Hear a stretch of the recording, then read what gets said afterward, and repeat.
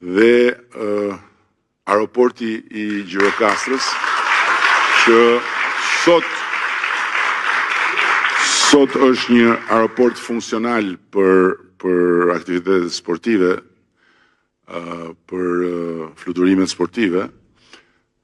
ka rezultuar që tjetë pika më ideale për të bërë atë aeroportin turistik të jugut. Ne unisëm me projektin e Sarandës, madje bëm edhe garë, nuk rezultoi suksesshme, kemi marrë konsulencë ndërkombëtare, kanë parë të gjitha ato parametrat e koridorëve të ajrit e tjerë, dhe duke pasur tani këtë lidhjen e shkurtër dhe të shpejt midis Gjirokasës dhe Bregdetit, rezulton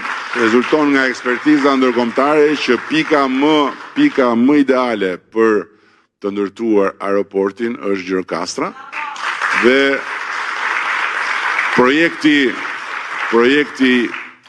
koncepti i përgjithshëm është gati dhe ne kemi shumë besim sepse nuk është një aeroport i madh si Vlora, është një aeroport sezonal, turistik e qartë, dhe kemi shumë besim që në Shqipërinë 2030 do të ketë fluturime që ulen dhe ngrihen nga aeroporti Gjirokasës.